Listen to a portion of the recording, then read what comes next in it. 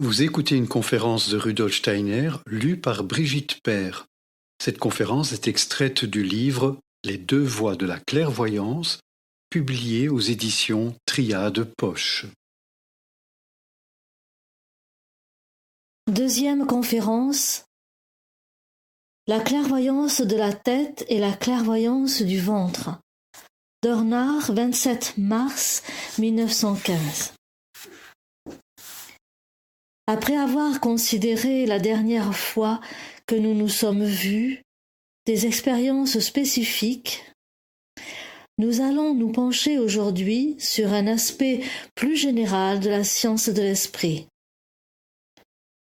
Lors de ces considérations pascales, nous aurons tout au long de la semaine prochaine l'occasion de reprendre l'étude de sujets variés et particuliers. Aujourd'hui, je voudrais prendre comme point de départ quelque chose que vous connaissez depuis longtemps, à savoir que toute considération de science de l'esprit s'obtient non pas par les moyens que nous fournit le corps physique, mais par la libération du psychospirituel à l'égard du corps physique, et donc par une mise en relation immédiate de notre âme et de notre esprit avec les mondes spirituels. Cette relation immédiate est interrompue dans la vie ordinaire et dans l'activité habituelle de connaissance, du fait qu'à l'état de veille, nous sommes obligés de nous servir des outils de notre corps physique dès que nous voulons entrer en relation avec le monde.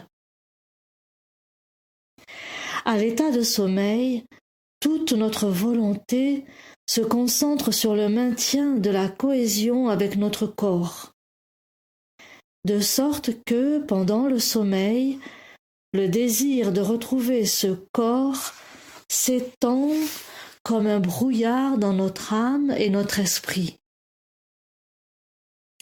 notre élément psychospirituel, et nous empêche, pendant que nous dormons et que nous nous trouvons dans les mondes spirituels, d'y vivre quoi que ce soit. Qui s'intéresse à la science de l'esprit et l'étudie doit prendre conscience de ce que représente cette étude en tant que telle, mais aussi du rapport entre cette étude et l'aspiration qui le conduit à vouloir pénétrer dans le monde spirituel par la méditation, par la concentration de ses pensées, de sa sensibilité ou des impulsions de sa volonté ou tout autre moyen. Nous devons savoir en effet que cette unicité qui nous entoure dans le monde ordinaire ne se retrouve pas de la même manière dans le monde spirituel. C'est une vérité profonde et signifiante. J'ai déjà fait allusion au fait que cette unicité trouve sa source dans la structure même de l'élément psychospirituel de l'homme. La plupart des hommes ne cessent de s'interroger. Qu'est-ce que l'unicité du monde ? Et ils ne sont satisfaits que lorsqu'ils arrivent à tout ramener à un principe unique. En effet, le monde physique extérieur nous apparaît comme un tout, comme une création cohérente. Et les personnes possédées par le démon de l'unicité, en quête de principes unicistes, aboutissent par leurs réflexions à toutes sortes d'abstractions. Ces personnes sont très particulières, tel ce vieux monsieur qui vint à moi un soir où nous nous étions retrouvés et me dit, avec la joie intense de celui qui vient de faire une grande découverte, qu'il avait enfin trouvé un principe unique d'après lequel il lui était désormais possible d'expliquer toutes les manifestations de l'univers. Ce principe, dit-il, tout à la joie de sa découverte, pouvait être énoncé en 10 à 12 mots. Et ceci le réjouissait tant qu'il se proposa d'expliquer tout l'univers. Il voulait expliquer l'enfer, la terre et le ciel à partir de ce principe unique.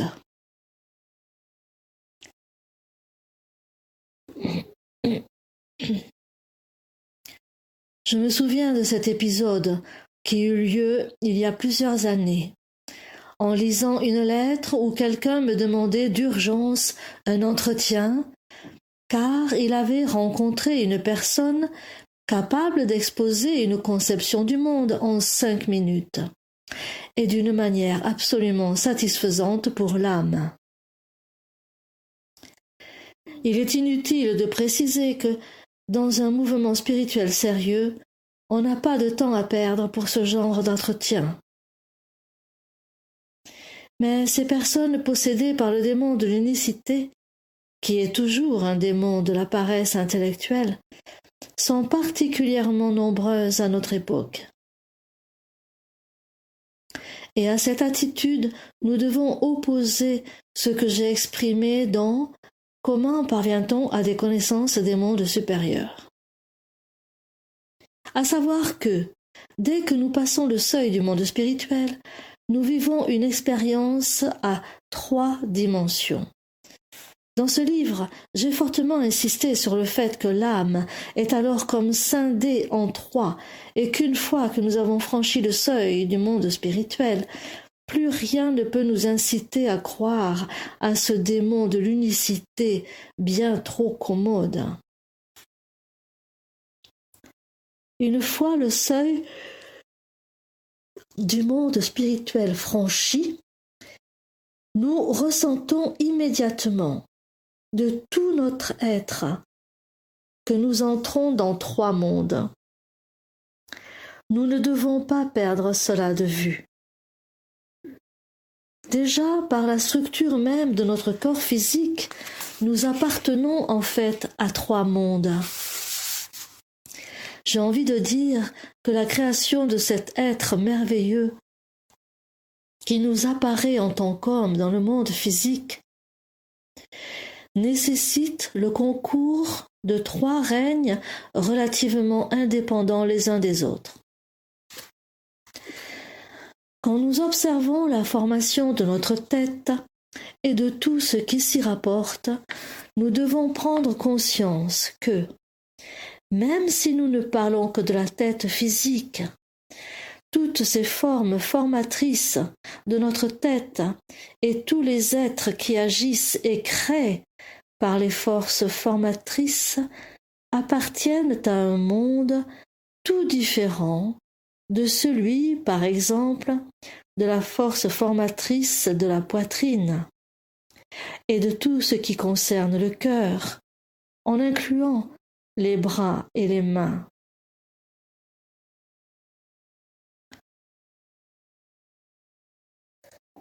On pourrait dire que la force formatrice qui agit dans ces parties matérielles de l'être humain appartient à un monde qui ne ressemble en rien à celui d'où agissent les forces formatrices de la tête. Quant à la force formatrice du métabolisme et des membres inférieurs, elle a encore son origine dans un autre monde, différent des 2 premiers.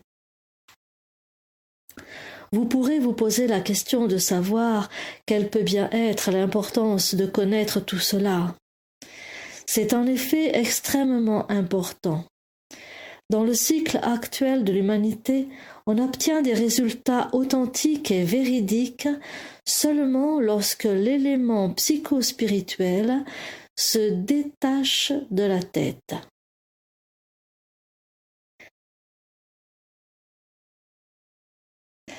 C'est par ce phénomène que se manifeste l'aspect clairvoyant d'un homme qui doit effectuer des observations en sciences de l'esprit, pour que ces observations puissent utilement servir l'humanité d'aujourd'hui.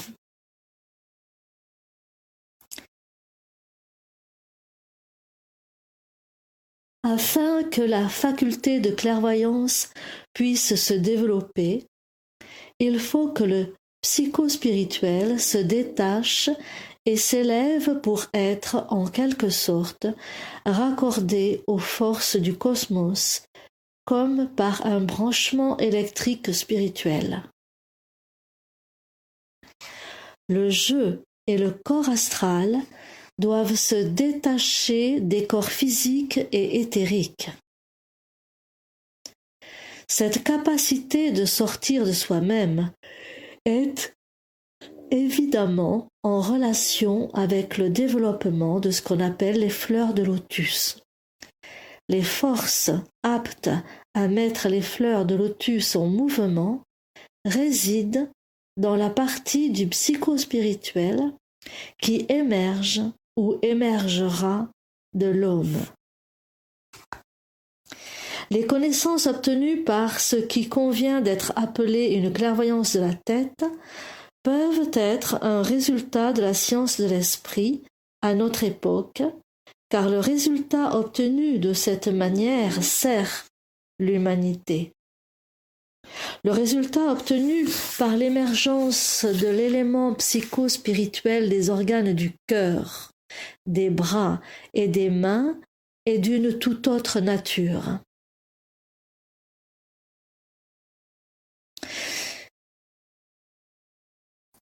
Cette émergence se distingue intérieurement de manière significative de ce qui se produit par la clairvoyance de la tête. Le détachement du psychospirituel de l'organe physique du cœur se produit plutôt par la méditation qui est en relation avec le vouloir. Il peut être atteint lorsqu'on s'adonne avec humilité au processus cosmique. Tandis que la clairvoyance de la tête est provoquée plutôt par des pensées, par des représentations, mais aussi par des représentations ressenties.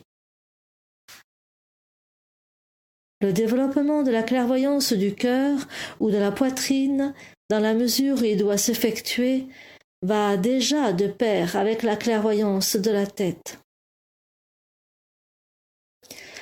La clairvoyance de la poitrine aide alors plutôt la volonté à se développer. Elle nous met en rapport avec les actions des êtres spirituels de hiérarchie inférieure, comme ceux qui sont incarnés dans les différents règnes de la terre.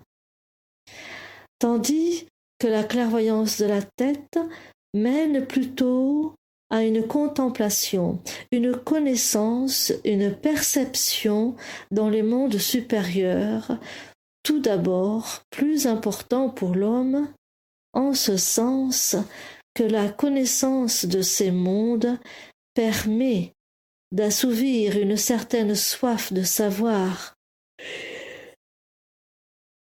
qui sera de plus en plus fortement éprouvée par nos contemporains.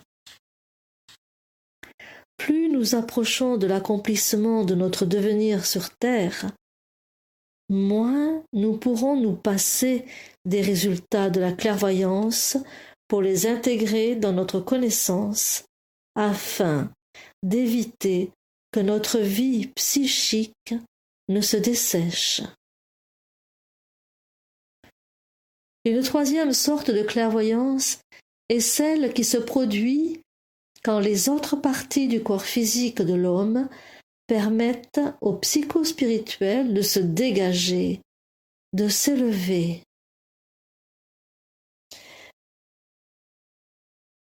Même si l'expression n'est pas très esthétique, je nommerai cette sorte de clairvoyance la clairvoyance du ventre.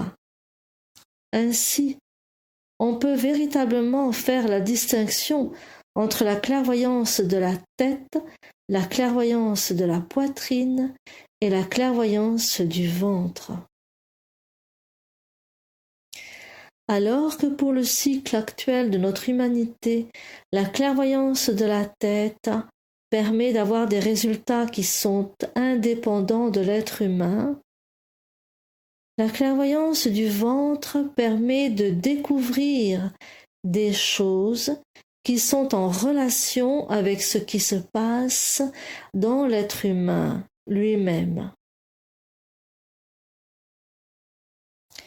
À côté de cela, il est évident qu'il faut étudier le fonctionnement à l'intérieur de l'être humain, car la recherche physique aussi l'étudie. C'est l'objet de l'anatomie et de la physiologie. Il ne faut surtout pas laisser se répandre l'idée que la clairvoyance du ventre ne pourrait pas avoir une certaine valeur. Elle a bien sûr sa valeur dans le sens le plus élevé du terme. Mais il faut savoir que la clairvoyance du ventre ne peut pas enseigner aux hommes ce qui se passe dans les processus cosmiques où notre personne n'est pas directement impliquée. Elle nous renseigne essentiellement sur ce qui se passe à l'intérieur de l'homme, c'est-à-dire dans les limites de sa peau. Je parlerai encore d'autres différences entre la clairvoyance de la tête et celle du ventre.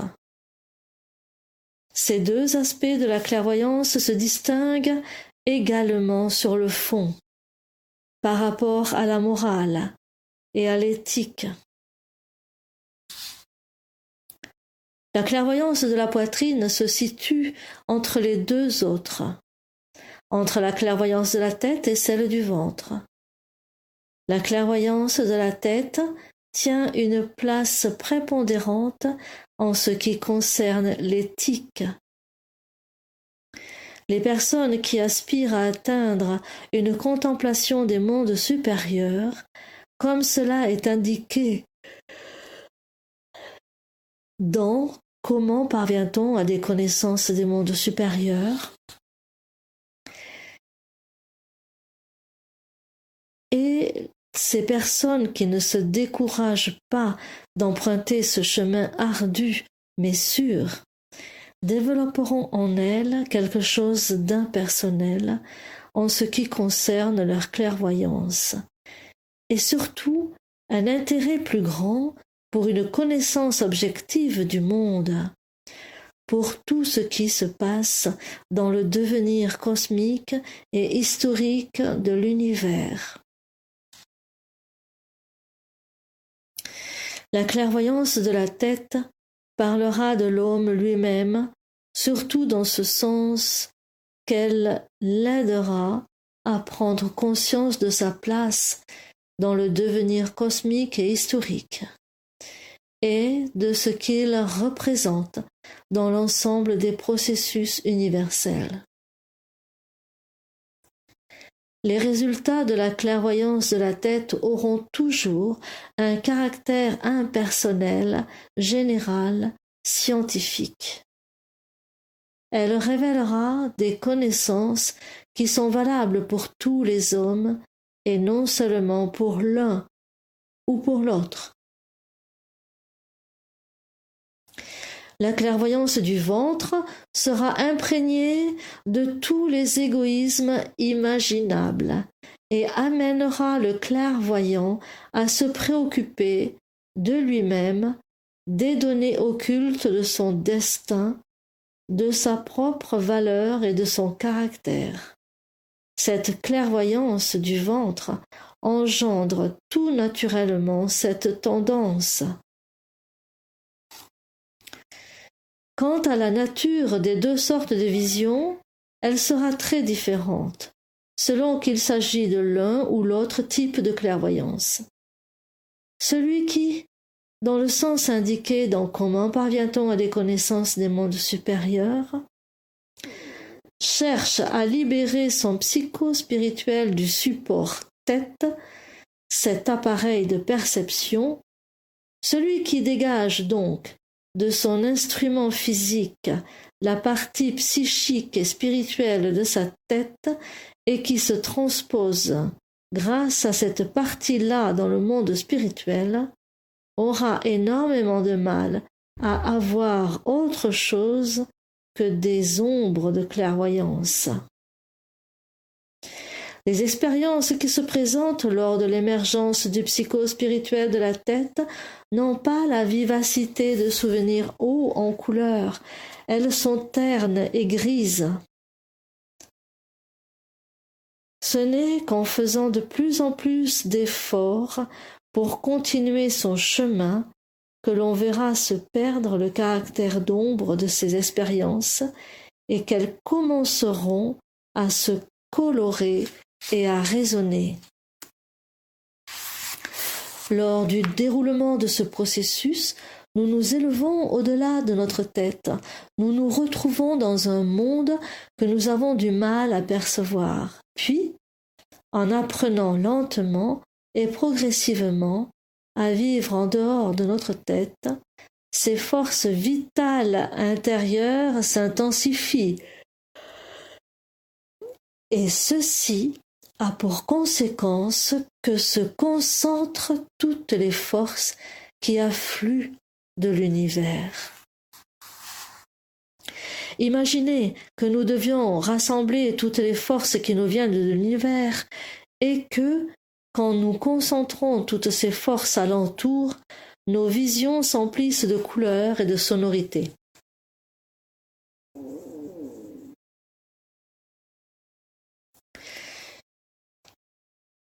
Imaginez que vous ayez une surface sphérique, A, qui est très colorée. Puis représentez-vous cette surface étirée jusqu'à couvrir B et C. De A à C, la couleur pâlit de plus en plus. Si nous ramenions le tout vers le centre, par contre, ce jaune pâle deviendrait un jaune intense, car une même quantité de points de couleur serait plus concentrée. La clairvoyance de la tête fait face au cosmos tout entier. La clairvoyance de la tête fait face au cosmos tout entier. Ce que l'homme doit d'abord rassembler et concentrer par ses propres forces de vie dans son activité de clairvoyance se trouve déployé dans tout le cosmos. Ce n'est donc qu'après un cheminement intérieur long et difficile que les ombres des expériences vécues prendront vie et couleur. Après s'être longtemps donné de la peine pour vivre quelque chose qui reste général et qui ne procure rien d'autre que le sentiment d'être en dehors de son corps. Après avoir éprouvé longtemps, mais de plus en plus, ce sentiment de vivre quelque chose d'intense, qui n'est encore ni coloré ni sonore, on verra les diverses régions du cosmos s'ouvrir peu à peu à la clairvoyance de la tête. Cette évolution demande beaucoup de temps et d'abnégation. L'étude de la science de l'esprit doit absolument accompagner cette évolution. Il faut dire et redire que la science de l'esprit peut réellement être comprise une fois qu'elle a été donnée. On ne saurait trop insister sur le fait qu'il n'est pas nécessaire d'être clairvoyant pour la comprendre. Évidemment, il faut être clairvoyant pour obtenir les résultats. Mais une fois qu'ils sont là, on n'a pas besoin d'être un clairvoyant pour les comprendre. La compréhension de la science de l'esprit doit précéder la vision. Une fois de plus, nous constatons que, par rapport au chemin juste dans le monde physique et sensible, nous devons emprunter le chemin inverse. Dans le monde physique et sensible, nous avons d'abord les perceptions. Puis nous réfléchissons à leur sujet et nous nous formons des jugements scientifiques. Quand nous nous élevons dans le monde spirituel, la démarche est inversée. Nous devons d'abord élaborer les concepts et les représentations et faire un effort pour nous familiariser de manière objective avec la science de l'esprit. À défaut, nous ne serons jamais certains d'interpréter correctement une observation dans le monde spirituel, quelle qu'elle soit. Il faut que la science y précède la vision.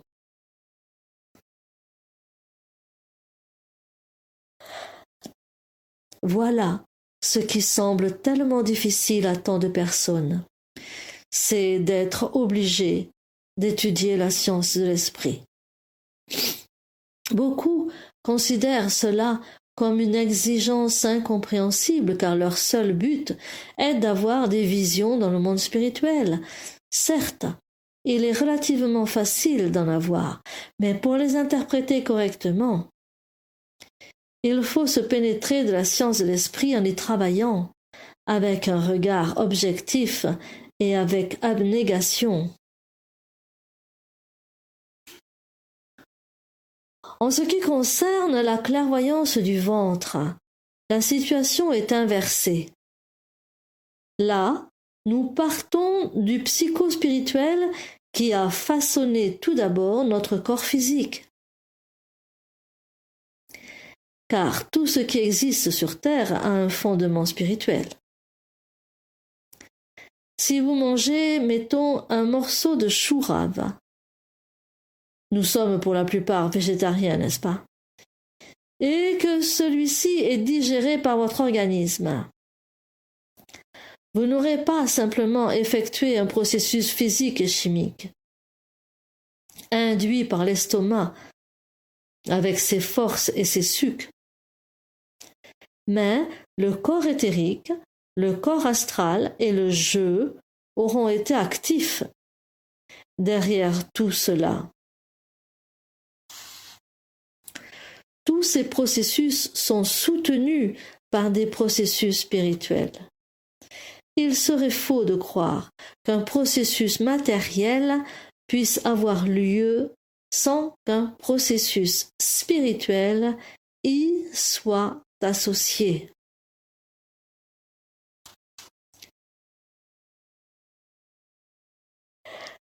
Imaginez que vous fassiez la sieste après un déjeuner plus ou moins copieux et que vous deveniez clairvoyant à ce moment.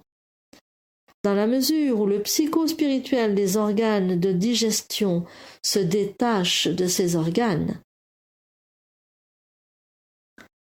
tandis que votre estomac et les autres organes feront leur travail de digestion, vous vivrez avec votre psychospirituel dans la sphère psychospirituelle elle-même. Mais alors qu'habituellement vous n'avez pas conscience du processus spirituel qui a lieu dans votre corps éthérique, votre corps astral et votre jeu, dès que vous devenez clairvoyant, vous en prenez conscience et vous pouvez voir tout le travail, toute l'activité que le psychospirituel exerce dans les diverses parties du corps pendant la digestion. Cela se projette dans le monde et vous apparaît, se reflétant en images dans l'éther extérieur. Et alors, comme vous n'aurez dans ce cas pas tellement besoin d'attirer la couleur du cosmos, mais parce que tout ce processus concentré se déroule à l'intérieur des limites du corps, vous aurez, dans vos visions, des images d'une beauté féerique. Cette merveille qui se déroule autour de vous dans les formes et les couleurs les plus éclatantes n'est rien autre que le processus de la digestion, ou bien un autre processus du corps, qui se déroule dans les organes spirituels de l'homme. Cette clairvoyance se distingue donc en particulier de la clairvoyance de la tête par le fait que celle-ci débute par des ombres de forme et que les couleurs et les sonorités ne s'y associent qu'après maints efforts, alors que celle-là dévoile d'emblée les images les plus belles et les plus somptueuses qui soient. On peut carrément considérer ceci comme une loi générale. Quand les visions débutent par de magnifiques images et quand elles sont colorées, c'est qu'il s'agit d'une clairvoyance en relation avec des processus qui appartiennent à la vie personnelle. Mais je précise que ces visions peuvent être d'une grande valeur pour la recherche spirituelle. De même que les études qui font les anatomistes et les physiologistes à propos de la digestion ou d'autres processus servent grandement la recherche. De même, les investigations pour connaître l'arrière-plan spirituel des processus humains sont de la plus grande valeur scientifique. Mais il serait grave d'entretenir des illusions et de faire des erreurs d'interprétation. On se tromperait lourdement en croyant qu'une clairvoyance qui apparaît sans qu'il y ait eu la préparation nécessaire puisse apporter autre chose que ce qui se passe à l'intérieur de l'homme et qui se projette dans le monde objectif.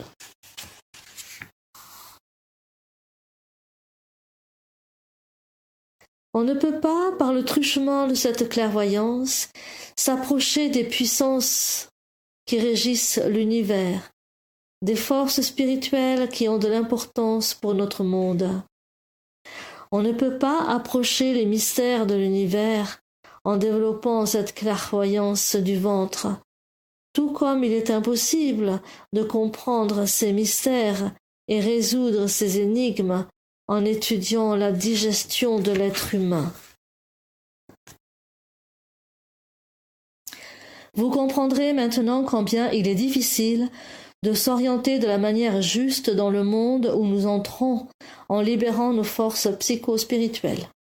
Il ne faut pas éprouver d'aversion pour la clairvoyance du ventre suite à ce qui a été dit. Mais chacun devrait prendre conscience de la façon dont cette clairvoyance se situe par rapport à une véritable clairvoyance spirituelle, et il faut éviter de surestimer ce qui est obtenu par cette voie, dans la mesure où son contenu ne peut avoir qu'un caractère personnel. À partir du moment où l'on peut faire abstraction du contenu personnel et considérer ces visions comme un anatomiste ou un physiologiste considère ce qu'il découvre en disséquant ou par ses examens cliniques, et qu'on adopte une attitude scientifique, alors seulement ces visions auront une certaine valeur.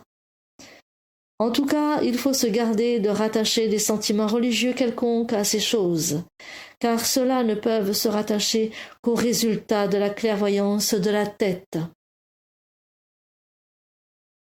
Et on appréciera d'autant mieux les résultats de la clairvoyance du ventre qu'on posera comme exigence que ces résultats soient exploités uniquement dans une optique scientifique objective comme en anatomie ou en physiologie.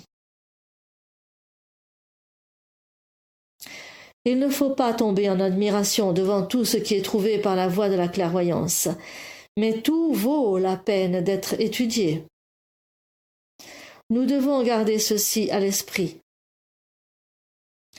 J'ai déjà dit qu'il était particulièrement important d'incorporer les résultats de la clairvoyance de la tête à l'ensemble de la culture spirituelle de l'humanité.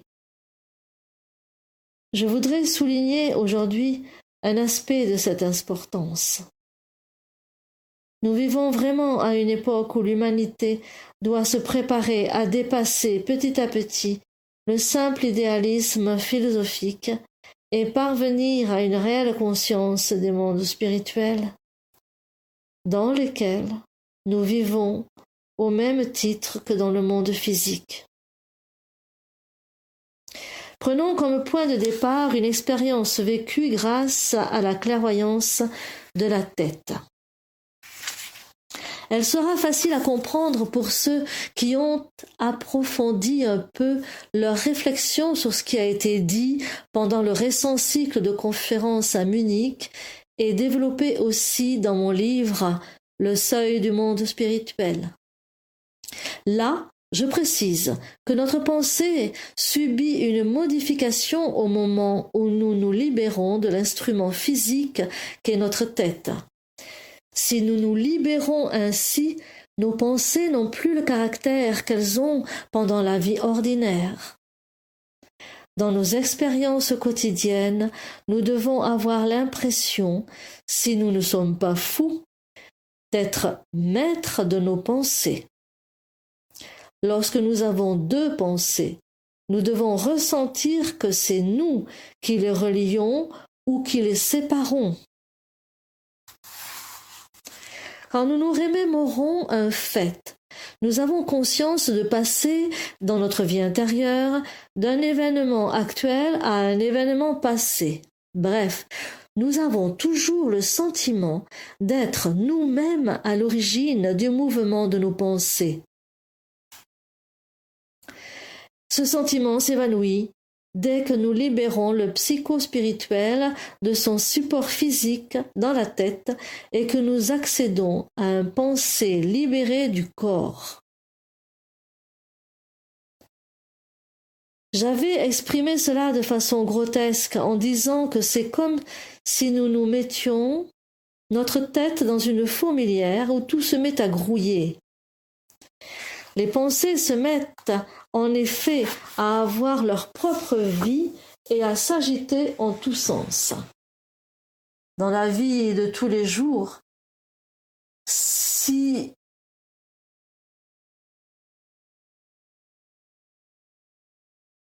nous mettons en relation deux pensées, comme par exemple la rose et rouge, nous savons que nous sommes maîtres dans le monde de nos pensées et que nous pouvons relier les deux concepts pour obtenir la rose et rouge. Et donc pouvoir nous représenter la rose rouge. Il n'en va pas de même quand nous sommes à l'extérieur de notre corps. Là, nos pensées s'emplissent de vie, de la vie propre aux pensées. Chaque pensée devient un être. Et les pensées s'attirent ou se repoussent, les unes les autres. Le monde des pensées acquiert donc une vie propre. Pourquoi ?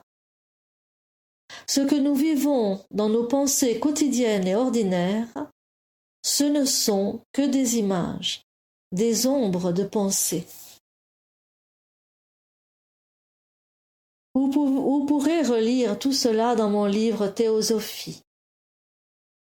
Dès que nous détachons notre pensée du corps physique, chaque pensée devient une sorte d'enveloppe dans laquelle vient se glisser un être élémentaire.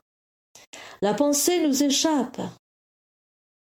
Nous la laissons sortir dans le monde comme une antenne, et à ce moment, un être élémentaire s'y glisse.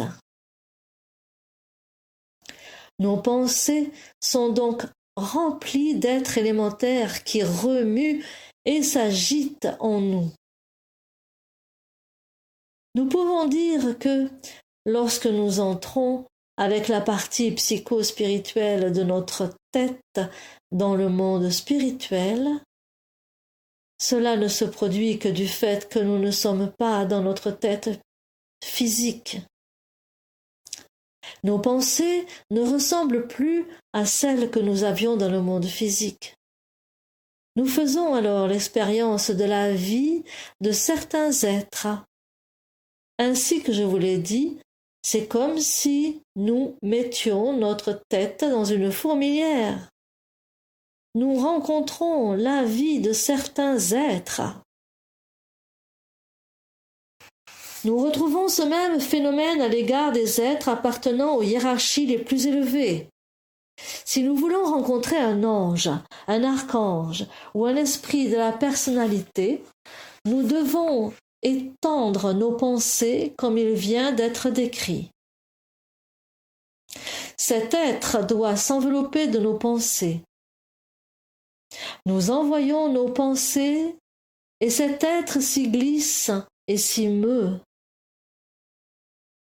Quand nous percevons les êtres de Vénus ou de Saturne, c'est que nous avons laissé sortir nos pensées et que les êtres de Vénus et de Saturne s'y sont glissés. Nous ne devons pas craindre de ne plus avoir des pensées terrestres humaines, mais les pensées des hiérarchies. Nous devons prendre l'habitude de vivre avec notre tête dans les hiérarchies supérieures. Notre pensée cesse et notre tête devient alors le théâtre de l'action des hiérarchies supérieures. Au début du XIXe siècle, dans la philosophie de Fichte, Schelling et Hegel, la pensée a été amenée à sa clarté la plus pure. Elle a atteint son apogée. Cette philosophie s'est acquittée de la tâche jusqu'à laquelle la pensée peut être amenée. Mais la démarche suivante est de laisser la pensée sortir d'elle-même et d'entrer vraiment dans la vie mouvante et agissante de la pensée. Nous vivons à une époque où l'humanité est appelée à percevoir les hiérarchies supérieures. Laissons-nous accueillir par le monde des hiérarchies supérieures. Ne craignons pas de perdre nos pensées en nous abandonnant à la vie dans les hiérarchies supérieures.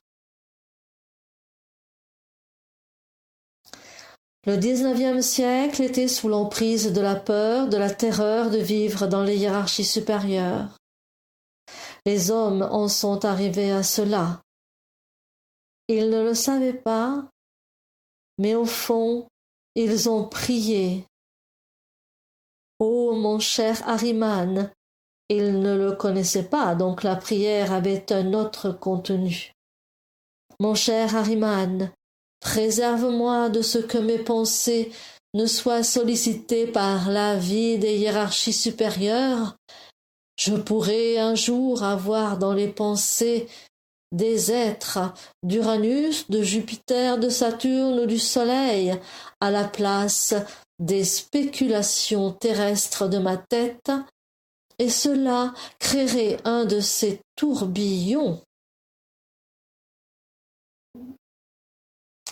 Vous allez objecter que personne ne pensait ainsi au XIXe siècle, mais je vais vous en donner une preuve.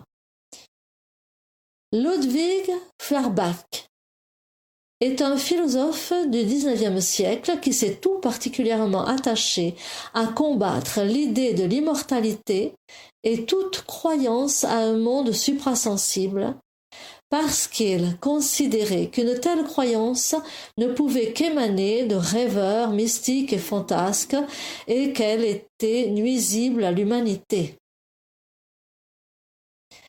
Dans son livre « Pensées sur la mort et l'immortalité », on trouve les phrases qui suivent. Et je vous prie de noter cela attentivement. L'homme actif qui s'occupe des affaires de la vie humaine n'a pas le temps de penser à la mort et, par conséquent, ne ressent pas le désir d'immortalité.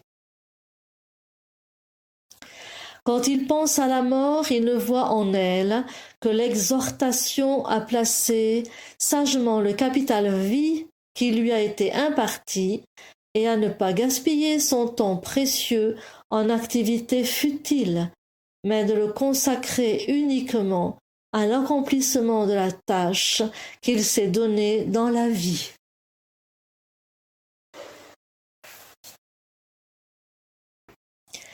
Si l'homme ne parvenait à son accomplissement que dans le ciel, dans l'au-delà de la terre, sur Uranus ou Saturne ou partout ailleurs, alors il n'y aurait ni philosophie, ni, d'une manière générale, science. Au lieu de ces objets universels et abstraits de la connaissance, au lieu de pensée, connaissance et concept, ces êtres et objets purement spirituels qui logent à présent dans notre esprit, ce seraient les habitants de Saturne, d'Uranus et des autres étoiles qui résideraient dans notre tête. Au lieu d'une mathématique, d'une logique, d'une métaphysique, nous disposerions des portraits les plus exacts des habitants des cieux. C'est dire que ces êtres supérieurs dresseraient leur camp entre nous et les objets de la pensée et de la connaissance, ils nous interdiraient le regard sur ces objets et provoqueraient une éclipse totale et éternelle du soleil dans notre esprit. Pour Feuerbach, le soleil, c'est sa pensée. Il a donc une parfaite image de ce qui devrait se passer.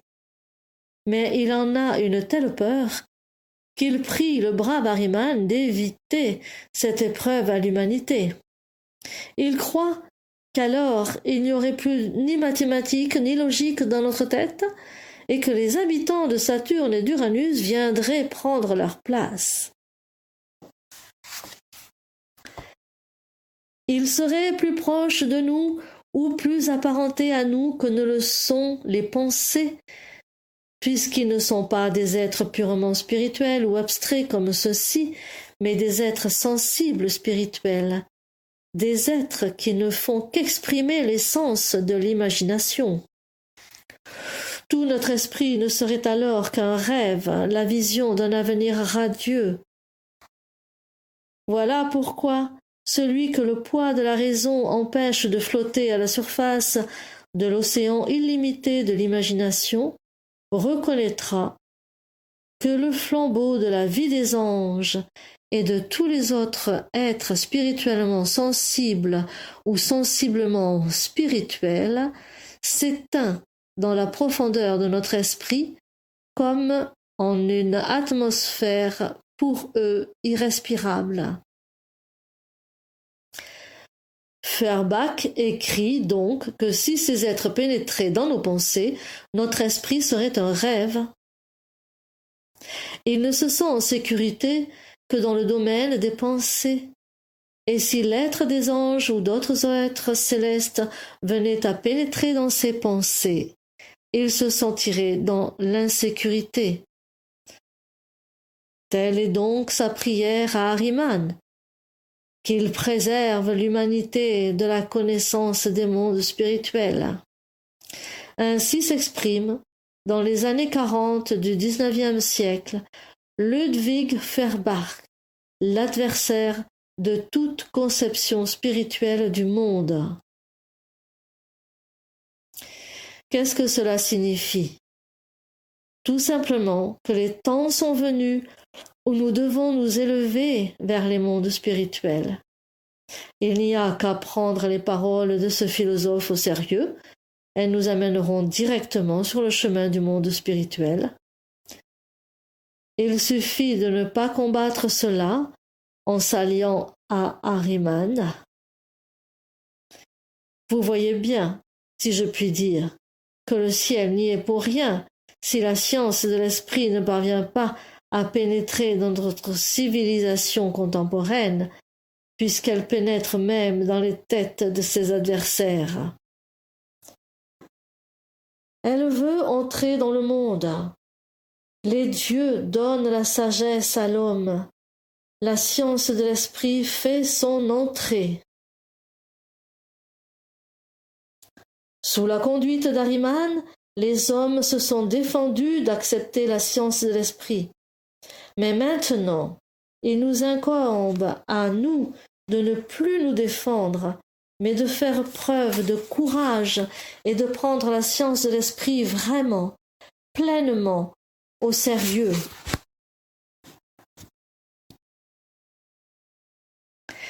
L'étude de l'évolution du XIXe siècle nous amène à dire qu'il est écrit dans le monde spirituel que la période idéaliste sera suivie d'une période spirituelle. C'est à l'homme d'ouvrir son cœur et son esprit pour accueillir ce monde spirituel. Ce qui était au sens le plus éminent une conception matérialiste du monde, telle qu'elle a trouvé en Feuerbach un représentant caractéristique, plein d'esprit et extrêmement doué pour la philosophie, donnait l'impression d'un assaut, d'une opposition contre ce qui doit entrer dans l'humanité. Les forces spirituelles viennent du haut et se dirigent vers le bas. Les forces de la compréhension, de la connaissance doivent monter vers le haut, et il faut vraiment qu'elles viennent. L'expression que Feuerbach a trouvée pour lui-même est caractéristique. Si les pensées commençaient à ne plus être des pensées, parce que les êtres d'Uranus, de Vénus et de Saturne, donc les hiérarchies supérieures, viendraient interférer, alors aurait lieu l'éclipse solaire de l'âme. Une éclipse solaire de l'esprit viendrait alors. Les hommes en avaient grand peur. Pourtant, cette éclipse solaire de l'esprit n'est pas provoquée par les êtres célestes. Ceux-là veulent, au contraire, apporter la lumière à l'humanité. L'obscurité a été engendrée par les hommes eux-mêmes. En s'alliant à Ahriman et en créant un nuage de peur autour d'eux, ils ont essayé de mener leurs attaques contre la venue du monde spirituel. Cela montre bien que l'obscurcissement est le fait des hommes. Les ténèbres qui ont saisi les hommes les empêchent d'avancer par une connaissance libre vers la clarté de l'esprit. Les hommes se sont mis eux-mêmes dans cette situation, et nous pouvons constater que, tout au long du XIXe siècle, ils ont commencé à cultiver un certain amour pour toutes les idées sommaires et incohérentes qu'il n'y a pas lieu de poursuivre jusqu'au bout. Ils ont développé une prédilection pour tout ce qu'on ne veut finalement pas regarder en face. Le discernement et la pensée spontanée et sans préjugés étaient de moins en moins appréciés. Et il n'est pas étonnant que progressivement, se penchant pour ce qui est flou et brumeux, cette tendance à ne pas aller jusqu'au bout des idées ait pris un caractère moralement répréhensible dans la vie publique. Mais quand on favorise cette attitude, la sympathie pour une pensée active s'émousse, et ceci n'est pas sans conséquence sur le comportement général. La science de l'esprit, qui s'efforce d'obtenir de la clarté dans tous les domaines, se trouve fortement contrecarrée par cette attitude. La science de l'esprit doit éprouver de la sympathie pour les pensées cohérentes, celles qui vont au bout de leur raisonnement et ne s'arrêtent pas à mi-chemin. Elle ne doit pas rester dans le flou et l'obscurité, mais se tourner vers ce qui éclaire largement les choses et ne se contente pas de répandre une lumière illusoire dans un espace réduit. À ce sujet, nous aurons encore maints combats à livrer.